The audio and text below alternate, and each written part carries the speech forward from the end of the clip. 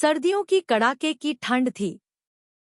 सूरज आसमान में हल्की धुंध के पीछे छिपा हुआ था और चारों ओर बर्फीली हवा बह रही थी। गांव के छोटे से रेलवे स्टेशन पर लोग अपनी अपनी ट्रेन का इंतजार कर रहे थे। उनमें से एक थे रमेश, जो रोजमर्रा की जिंदगी में व्यस्त एक साधारण व्यक्ति थे। रमेश सरकारी कार्यालय में क्लर्क थे और हर दिन की तरह अपने काम पर जाने के लिए ट्रेन का इंतजार कर रहे थे। उनके चेहरे पर चिंता की लकीरें साफ दिख रही थी। शायद किसी घरेलू समस्या ने उन्हें घेर रखा था। स्टेशन के कोने में फटे पुराने कपड़े पहने लगभग 10 साल का एक लड़का बैठा था। उसके हाथ में कुछ पुराने जूते थे, जिन्हें वह साफ करने की कोशिश कर रहा था। रमेश की नजर उस लड़के पर पड़ी।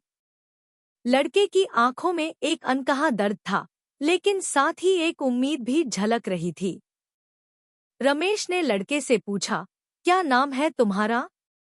लड़के ने धीरे से जवाब दिया, मेरा नाम मोहन है। रमेश ने फिर पूछा, तुम यहाँ क्या कर रहे हो?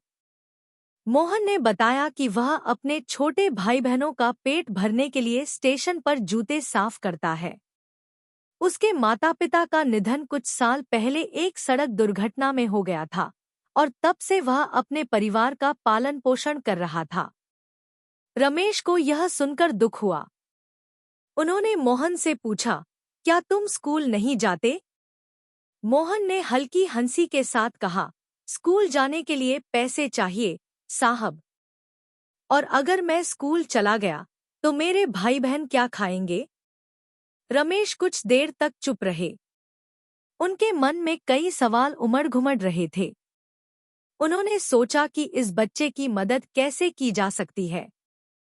तभी ट्रेन का सायरन सुनाई दिया। रमेश अपनी ट्रेन पकड़ने के लिए प्लेटफॉर्म की ओर बढ़ गए, लेकिन उनके मन में मोहन की बातें गूंज रही थी। अगले दिन रमेश फिर स्टेशन पर पहुंचे।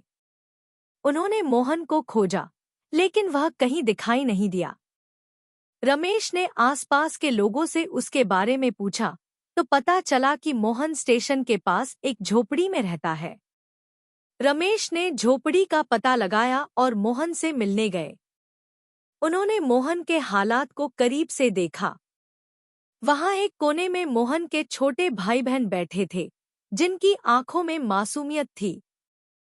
उनके पास न तो ढंग के कपड़े थे और न ही ठीक से खाना।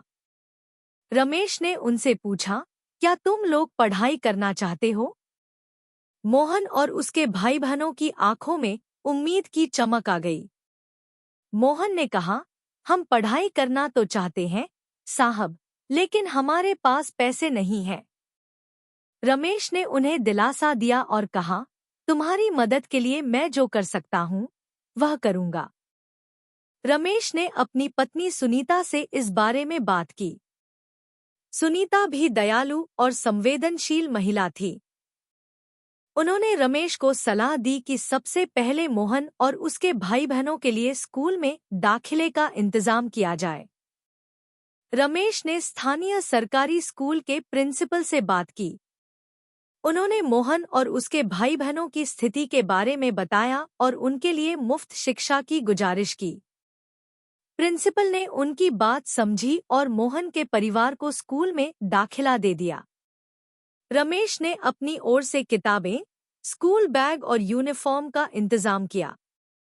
उन्होंने मोहन की झोपड़ी की हालत भी सुधारी और कुछ जरूरी सामान दिया। रमेश के इस छोटे से प्रयास ने मोहन के जीवन में एक बड़ी रोशनी भर दी। मोहन और उसके भाई बहनों ने पढ़ाई में खूब मेहनत की। उनके शिक्षक भी उनकी लगन और ईमानदारी से प्रभावित हुए।